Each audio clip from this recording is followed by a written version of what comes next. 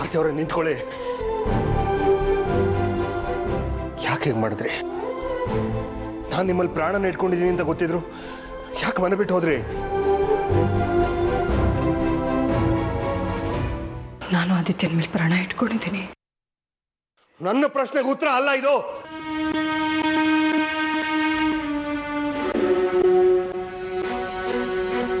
ಹೀಗೇನು ನನ್ನ ಮನೆಗೆ ಬಂದಿರೋ ನಿಮ್ಗಿಷ್ಟ ಆಗ್ತಾ ಇಲ್ವಾ? ಸರಿ ಬಿಡಿ, ನಾನು ಹೋಗ್ತೀನಿ ವಾಪಸ್. ನಾನು ಹಾಗಲ್ರಿ ಹೇಳಿದ್ದು. ನನಗೀಗ ನಿಮ್ಮ ಹತ್ರ ಮಾತಾಡೋಕ್ಕೆ ಇಷ್ಟ ಇಲ್ಲ. ದಯವಿಟ್ಟು ನನಗೆ ಡಿಸ್ಟರ್ಬ್ ಮಾಡಬೇಡಿ. ಆರ್ತಿ ಅವರೇ ನಿಂತ್ಕೊಳ್ಳಿ, ನಾನು ನಿಮ್ಮ ಹತ್ರ ಮಾತಾಡಬೇಕು. ಮಾವ ಒಂದು ನಿಮಿಷ ಪ್ಲೀಸ್ ಮಾವ, ಒಂದು ಸ್ವಲ್ಪ ಹೊತ್ತು ಅವ್ರ ಪಡ್ಕೊಂಡು ಇರೋದಕ್ಕೆ ಬಿಟ್ಬಿಡಿ. ಅವ್ರು ಈಗ ತಾನೇ ಮನೆಗೆ ಬಂದಿದ್ದಾರೆ, ದುಃಖದಲ್ಲಿದ್ದಾರೆ. ಸ್ವಲ್ಪ ಶಾಂತವಾಗಿ ಅವರು ಮಾತಾಡೋರಂತೆ, ನೀವು ಮಾತಾಡೋರಂತ ಅವ್ರ ಹತ್ರ. ಏನು ಹೇಳ್ತಿದ್ದೀರ ರಂಜಿತ್ ನೀವು? ದುಃಖ ಅವ್ರಿಗೆ ಮಾತ್ರ ಇರೋದ? ನನಗೂ ದುಃಖ ಆಗಲ್ವಾ? ಅದ್ಯಾಕೆ ಅವ್ರಿಗೆ ಅರ್ಥ ಆಗಲ್ಲ? ಅರ್ಥ ಮಾಡ್ಕೋತಾರೆ ಮಾವ, ಖಂಡಿತ ಅರ್ಥ ಮಾಡ್ಕೋತಾರೆ. ಅದು ಆದಿತ್ಯನ ಮೇಲಿರೋ ಪ್ರೀತಿ ಕಾಳಜಿ ಹೀಗೆ ಮಾಡಿಸ್ತಿದ್ದೆ ಅವ್ರ ಕೈಲಿ. ಮಾವ, ಇಂಥ ಪರಿಸ್ಥಿತಿಯಲ್ಲಿ ನೀವು ಅವ್ರ ಹತ್ರ ಪ್ರಶ್ನೆ ಮೇಲೆ ಪ್ರಶ್ನೆ ಮಾಡೋದು ಸರಿನಾ ಹೇಳಿ? ಸರಿ ಅಲ್ಲ ಬಿಡಿ, ನೀವು ಹೇಳೋದು ಕರೆಕ್ಟೇ. ನಂದೇ ತಪ್ಪು. ಖಂಡಿತ ತಪ್ಪಲ್ಲ ಮಾವ, ನೀವು ಅವ್ರನ್ನ ಕೇಳಲೇಬೇಕು. ಆದ್ರೆ ಅದಕ್ಕೆ ಇದು ರೈಟ್ ಟೈಮ್ ಅಲ್ಲ ಅಂತ ಹೇಳಿದೆ ಅಷ್ಟೇ ಮಾವ. ಅದು ಆರ್ತಿ ಅವರೇ,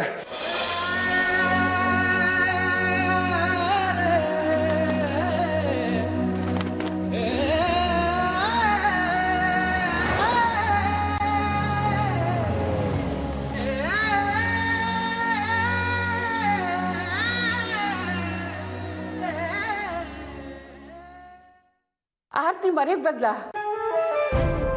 ಸದ್ಯ ದೇವ್ರ ದಯೆ, ನನ್ನ ಮನಸ್ಸಿಗೆ ಎಷ್ಟು ನಿರಾಳ ಆಯ್ತು ಗೊತ್ತಾ? ಹಾ, ನಾನು ಬರ್ತೀನಿ ಆರ್ತಿನ ಮಾತಾಡ್ಸೋದಕ್ಕೆ. ಹಾ, ಸರಿ ಸರಿ ಸರಿ. ಅದಿ, ನೀವಮ್ಮ ಮನೆಗೆ ವಾಪಸ್ ಬಂದ್ಲಂತೆ ಕಣೋ. ಸೂರ್ಯ ಅವ್ರು ಫೋನ್ ಮಾಡಿ ಹೇಳಿದ್ರು.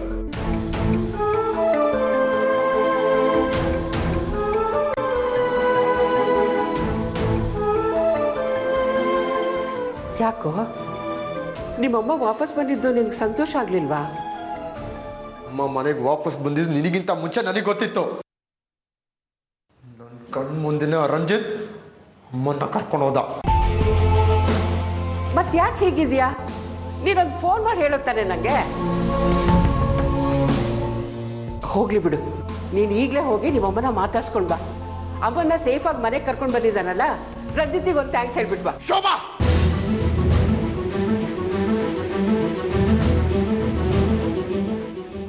ಯಾಕೋ ಹಾಗೆ ಕೂಗ್ತಾ ಇದೆಯಾ? ರಂಜಿತಿಗೆ ಥ್ಯಾಂಕ್ಸ್ ಹೇಳಿ ಬಂದರೆ ಅದ್ರಲ್ಲಿ ಕೋಪ ಮಾಡ್ಕೊಳ್ಳೋಂಥದ್ದೇನಿದೆ? ನಾನು ಯಾಕೆ ಅವನಿಗೆ ಥ್ಯಾಂಕ್ಸ್ ಹೇಳಬೇಕು? ನನ್ನಿಂದ ನಮ್ಮಮ್ಮನ ದೂರ ಮಾಡ್ದಲ್ಲ, ಆ ಸಂತೋಷಕ್ಕ ಇಲ್ಲ ದುಃಖಕ್ಕ ನಾನು ಯಾಕೆ ಥ್ಯಾಂಕ್ಸ್ ಹೇಳಬೇಕು ಶೋಭಾ? ನಾನು ತಂಗಿನ ಮದುವೆ ಆಗಲಿಲ್ಲ ಅನ್ನೋ ಕಾರಣನ ಮುಂದೆ ಇಟ್ಕೊಂಡು ಆ ನನ್ನ ಮಗ ಸ್ಕೆಚ್ ಹಾಕಿ ನನ್ನಿಂದ ನಮ್ಮಮ್ಮನ ದೂರ ಮಾಡ್ತಾ ಇದ್ದಾನೆ. ಲೋಫರ್ ರಂಜಿತ್ ಅಂತವನಲ್ಲ ಕಣ. ನೀನು ಅವನ್ನ ತಪ್ಪಾಗಿ ತಿಳ್ಕೊಂಡಿದ್ಯಾ. ಆರ್ತಿ ಕಾಣೆ ಆದಾಗ ಅವನು ತುಂಬ ಸಂಕಟ ಪಟ್ಟಿದ್ದಾನೆ. ಕಷ್ಟಪಟ್ಟು ಆರ್ತಿನ ಹುಡ್ಕೊಂಡು ಬಂದಿದ್ದಾನೆ. ಅಂಥದ್ರಲ್ಲಿ ನೀನು ಈ ರೀತಿ ಆಪಾದನೆ ಮಾಡಿದ್ರೆ ತಪ್ಪಾಗತ್ತೆ ಕಣೋ. ನಿನಗೆ ಅವನ ಬಗ್ಗೆ ಸರಿಯಾಗಿ ಗೊತ್ತಿಲ್ಲ ಶೋಭಾ. ಅವನು ಒಳ್ಳೆಯವನಾಗಿ ನಾಟಕ ಮಾಡ್ತಾ ನನ್ನಿಂದ ನನ್ನವ್ರನ್ನೆಲ್ಲ ದೂರ ಮಾಡ್ತಾ ಪ್ಲಾನ್ ಮಾಡ್ತಾ ಇದ್ದಾನೆ. ನೀನೇನೇ ಹೇಳಿದ್ರು ಸರಿ, ಅವ್ನ ಲೈಫ್ ಲಾಂಗ್ ನಾಪ್ ಕಟ್ಕೊಬೇಕು ಅಂತ ಪಾಠ ಕಲಿಸ್ತೀನಿ. ಪಾಠ ಕಲಿಬೇಕಾಗಿದ್ದು ಅವನಲ್ಲ ಕಣೋ, ನೀನು. ಆರ್ತಿ ಮಗನಾಗಿ ನೀನ್ ಮಾಡ್ಬೇಕಾಗಿರೋ ಕರ್ತವ್ಯನ ಅವನು ಮಾಡ್ತಾ ಇದ್ದಾನೆ. ನಿನ್ನ ಜಾಗದಲ್ಲಿ ಅವನು ನಿಂತು ಅವಳ ಯೋಗಕ್ಷೇಮ ನೋಡ್ಕೊಳ್ತಾ ಇದ್ದಾನೆ ಅಂದ್ರೆ ಅದು ಕಾರಣ ನೀನು.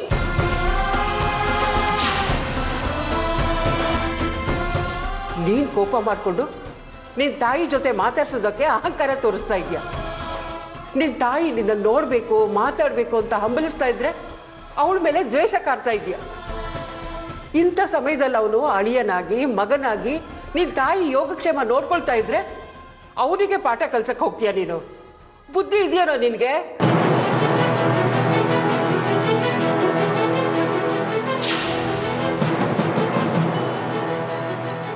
ನೀನು ಹೀಗೆ ಹಠ ಮಾಡ್ಕೊಂಡು ಹೋದಷ್ಟು ನಿನ್ನ ತಾಯಿ ನಿನ್ನಿಂದ ದೂರ ಆಗ್ತಾರೆ ಹೋಗ್ತಾಳೆ. ಮುಂದೊಂದಿನ ಅವಳು ಸಂಪೂರ್ಣವಾಗಿ ನಿನ್ನ ಮರೆಯೋದ್ರಲ್ಲಿ ಯಾವ ಸಂದೇಹನೂ ಇಲ್ಲ. ನಿನ್ನ ತಾಯಿ ನಿನ್ನ ಬಗ್ಗೆ ಇರೋ ಪ್ರೀತಿನ ಕಳ್ಕೊಳ್ಳೋಕೆ ಮುಂಚೆ ಎಚ್ಚೆತ್ಕೋ. ಹೋಗೋಳನ್ನ ಮಾತಾಡ್ಸು. ನಾನು ಯಾರನ್ನೂ ಮಾತಾಡ್ಸಲ್ಲ, ಯಾರ ಮಾತು ಕೇಳಲ್ಲ. ನನ್ನ ಶತ್ರುಗಳು ನಾಶ ಆಗೋವರೆಗೂ ನನ್ನ ಕೋಪ ಕಮ್ಮಿ ಆಗಲ್ಲ. ಹೋಗಿ ಸಾಕ್ಷಿಗೆ ಹೇಳ್ಬಿಡು, ಅವಳ ಹಣೆಯಲ್ಲಿ ಜಾಸ್ತಿ ದಿನ ಕುಂಕುಮ ಇರಲ್ಲ ಅಂತ. ಇವತ್ತಿಂದನೇ ಕುಂಕುಮ ಅಂತ ಬಿಟ್ಬಿಡ ಕೇಳೋ.